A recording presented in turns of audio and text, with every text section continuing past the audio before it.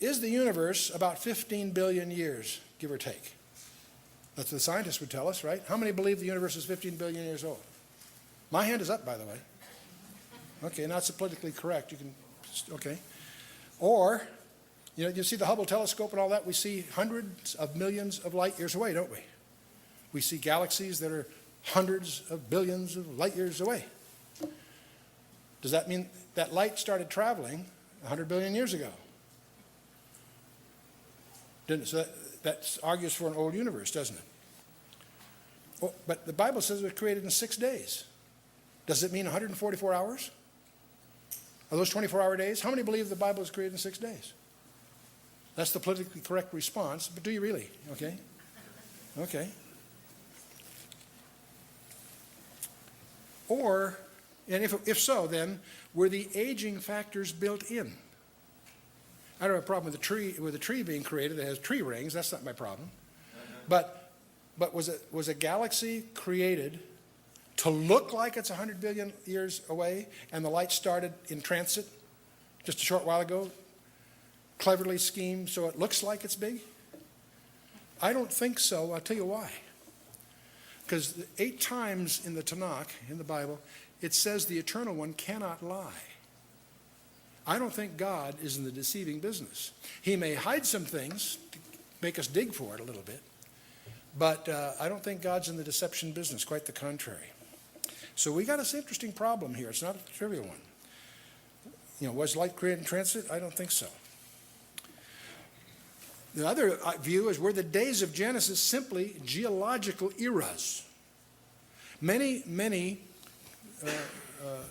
apparently Christian documents try to justify what some people call theistic evolution, that evolution was the mechanism God used to create. Well, that sounds good if you're trying to duck the accountability for the book of Genesis, but that's contrary to what the Bible teaches for lots of reasons. So we got a problem. We've got a problem. And evolution is denied by the Scripture in many, many ways. So you can't, it turns out, strangely enough, you can't straddle that issue. There is in every bookstore, I think, these days, a book called In 6 Days, in which 50 prominent scientists explain why they believe that the universe is a young universe, that the universe was created in 6 days, as the Bible says.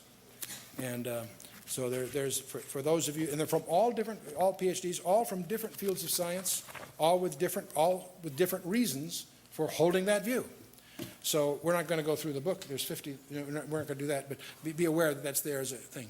But we're going to go a little different way. Let's start a little bit with what I'm going to call the nature of reality. You and I need to understand a little bit about hyperspaces. Hyperspace is a fancy word for spaces of more than 3 dimensions. You and I live in 3 dimensions.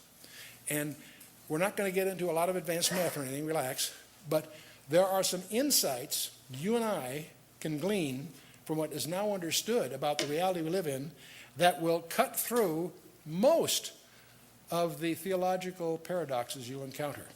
And so let's get into this. In school, either in plane geometry or trigonometry, you had triangles. And you had angles in a triangle. If you add up the angles in a triangle, what does it add up to? Anyone? 180 degrees. Good. No matter what kind of a triangle I have, 30, 60, 90, or 45, 45, 90, whatever, it always adds up to 180 degrees. Well, suppose that 2 of us go out to a very large field with a transit, and we lay out a very large triangle. We bring the angles back in, and they add up to more than 180 degrees. Well, that's what you expect from a bunch of dumb pastors or something. No, it turns out that we've encountered something. Did anyone here know what we've encountered? If we find a triangle with more than 180 degrees, what's happened? Yes? Curvature of the earth. Good for you. See, if you go into a navigation as a pilot or as a seaman or whatever, you'll take a course in spherical trigonometry in which you can have 90 degrees in each corner. And see, when you encounter something that seems to violate the rule, see, the rule we all learned in school, that the angles of a triangle add up to 100 degrees, is only true for a universe of 2 dimensions. That's why they call it plane geometry or plane trigonometry. It's only true for a flat plane, you see. If you have More than that, you're dealing with a convex surface. And if you have less than 180 degrees, you're dealing with a hyperbolic paraboloid. But I don't think that is something you're normally going to want to go into. But when you encounter something that violates a rule you've learned, one of the possibilities is that you've encountered a dimension that you didn't know existed. You see? And so it's that kind of insight that caused Dr. Albert Einstein, as he was grappling with the nature of space, to realize that space is not limited to 3 dimensions. And he developed his theory of relativity by recognizing that it really consists of 4, at least. The special relativity was 1905, which was length, mass, velocity, and time are relative to velocity observers. The general relativity in 1915 was that there was no distinction between time and space. We won't get into the math here, but the point is a physicist will speak of space-time. You can't speak of space and time separately. Time is a dimension of our space. You and I live not in 3 dimensions, in 4 dimensions, 3 spatial dimensions and time. And that's no longer just a conjecture. This 4-dimensional continuum that we now know we live in has been confirmed 14 different ways to over 19 decimals. And it happens to include an insight that gets around many of the problems we encounter. So we want to talk a little bit about this peculiar dimension that you and I are in called time, the nature of time. Time, it turns out, let's talk about this first of all. There are atomic clocks located at the National Institute of Standards and Technology in Boulder, Colorado, and also an identical clock at the Royal Observatory in Greenwich, England. These are atomic clocks. They're accurate. Both of these are accurate to better than 1 second per million years. So they're as accurate as we know how to make clocks. They're based on the natural resonance of cesium. I won't get into all that. That's not important. They're very, very accurate clocks. But here's the dilemma. The one at Boulder ticks 5 microseconds a year faster than the identical clock at Greenwich. Every year they have to make an adjustment. Why? Which one's correct? Greenwich or Boulder? The Brits or our federal government? I didn't mean anything by that. That's all right. Well, the answer is they both are correct. You see, both are. The Boulder, Colorado is at 5,400 feet altitude, and Greenwich, England is at 80 feet of altitude. And the gravity is different at both places, which means the time, it's not the clock problem, the time itself is different at each place.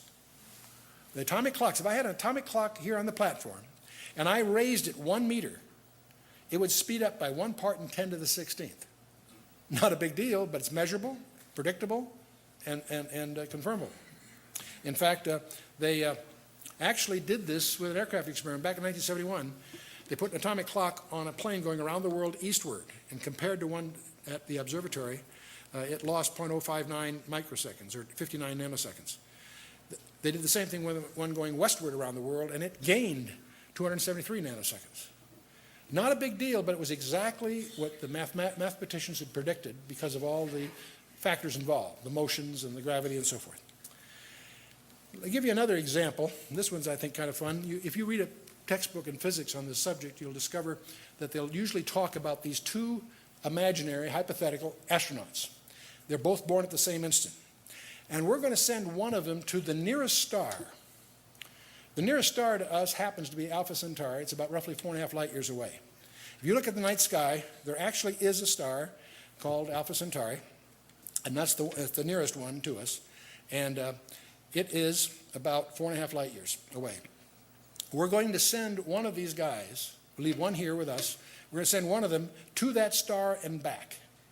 Now, we're going to send them there at half the speed of light. This is obviously theoretical. And so that means that here on the Earth, it's going to take him, since 4.5 light years, going half the speed of light, it'll take him 9 years to get there, 9 years to come back. So he'll return in 18 years. Are we together so far? Okay. But what time is it on his clock? He's got a wristwatch around his wrist. What is it? Tally. And you can tell this by the Lorentz transformations, which I won't bore you through, but there is a correction factor. It turns out when he gets back, it'll only be 15 years and 7 months. In other words, he'll return 2 years and 5 months younger than his twin brother. And if that doesn't bother you, you weren't listening carefully. Two identical astronauts. One goes on the trip, one doesn't. The guy that gets back is younger than his twin. Man, that's interesting. Okay, to dramatize this further, let me go a step further. Let's assume we had sent him at 99.99% of the speed of light. Let's assume for the moment that'd be possible somehow. That would make the round trip 9 years on our calendar, but it would only take 33 days on his calendar. And so let's hope he bought some Microsoft stock on the way or something. But anyway, okay. See, time itself is a physical property. That's the point. We don't think of it that way. But time is a physical property, and it's not uniform. It varies with mass, acceleration, gravity, among other things. Well, here's the question then. Is God subject to mass or gravity?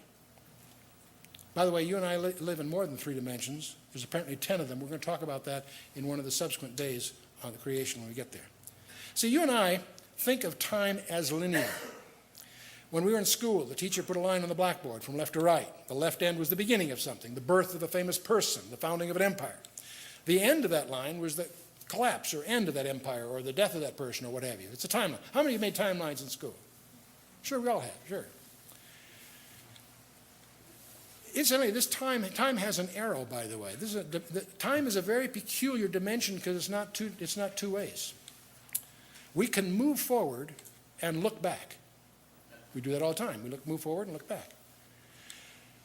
We can't move back, nor can we look forward, can we? Well, God can, but we can't, okay? When I'm in California, well, I usually ask, how many of you remember tomorrow? When I make this talk in California, I was guarded when I asked that question.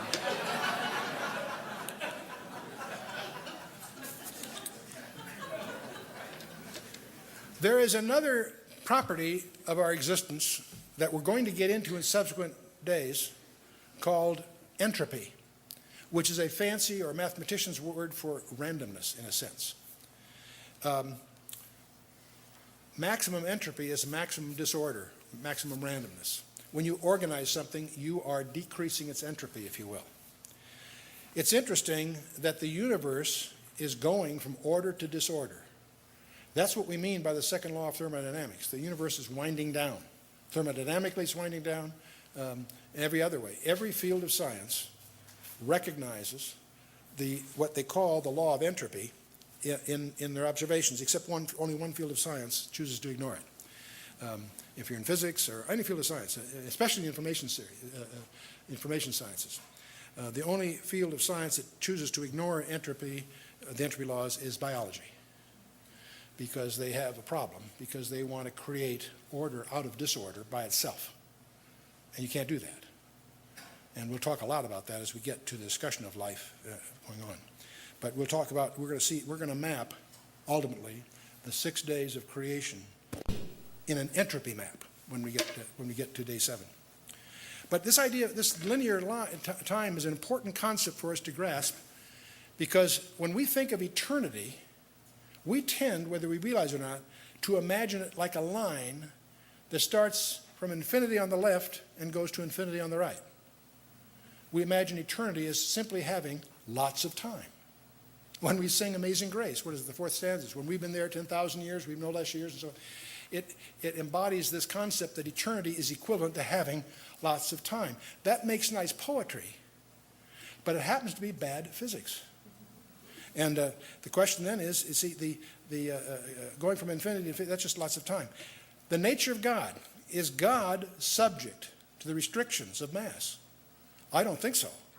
Or acceleration? Heavens no. Gravity? No. See, God is not someone simply with lots of time. He's outside the restrictions of time. And that's the uniqueness of his personal imprint.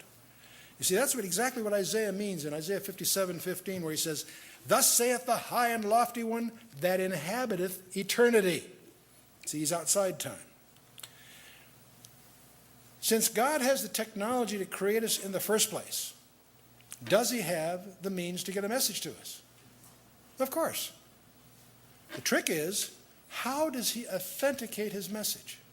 How does he let us know that the message is really from him and not some kind of contrivance or a fraud of some kind? And so imagine yourself as an undercover agent in a foreign country, and your host country has suspected that you're somehow suspicious of your presence there and has been able to flood you with counterfeit messages from your apparent headquarters. You're suddenly getting all these messages. How do you tell which ones are really from your control and which ones aren't? Well, one of the ways is you would be looking for some attribute that was unique to your source, that wasn't counterfeitable, if you will, by your host country. You follow what I'm saying? That's sort of an analogy. Maybe it's a clumsy one. But one of the ways that God authenticates his message is to rely on an attribute that is unique to him, not even the angels have. He declares the end from the beginning, and from ancient times, things that are not yet done. In the most simplest case, we call that prophecy.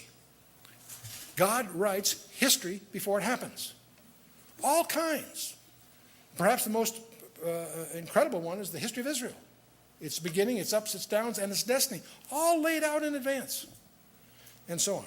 The authentication of Jesus Christ as the Messiah of Israel is awesome to the extent that it is fully documented in the Old Testament centuries before he made his appearance. Every detail of his life. The crucifixion of Jesus Christ was not a tragedy. It was an achievement, skillfully fulfilling hundreds of specific specifications in order to accomplish what God was attempting to accomplish on our behalf. So the geometry of turning we've been looking at as a line from left to right in a two-dimensional space like a blackboard. Imagine, if you will, that line in three-dimensional space coming out at you from the blackboard, so this curve, if you will. And behind us is the past. Say we're right here in the present. Ahead of us is the future. See, for you and I, life is a sequence of events in time. It's sort of analogous to sitting on the curb watching a parade come around the corner. For you sitting on the curb, the parade is a series of floats, marching bands, musical groups, whatever, but it's a sequence. But you see, God is not in time, he's outside time, and he can see the past, the present, the future simultaneously. The analogy, perhaps a little crude analogy, is imagine yourself in a helicopter above the parade. You're not in the plane of the parade's existence, you're above it. And you can look and see the staging area where the floats are being assembled to make their appearance. You can watch the things that are passing in review at the moment. You can also look at the destaging area where they're disbanding. You can see the beginning and the end simultaneously. So why? Because you're outside the dimensionality of that parade. It's an example. It's a clumsy example. Now, I might mention, as long as we have this diagram on the board, we have the past, the present, and the future, which are sequential here in time. But at the throne of God, there's a sense in which they're simultaneous, huh? You can turn those arrows the other way if you want. Somebody that died 1,000 years ago. Someone that gets raptured a week from Tuesday. And someone that gets, raptured, or I used a bad example. Let me rephrase it. Someone that died 1,000 years ago, someone that died, say, a month ago, and someone that gets raptured a week from Tuesday. All can arrive at the throne at the same instant. I'm not saying they do, don't misunderstand me. I'm suggesting that as a way of stretching your thought horizon here. Eternity is outside time. This is my favorite quote of Dr. Albert Einstein. People like us who believe in physics know that the distinction between the past, the present, and the future is only a stubbornly persistent illusion.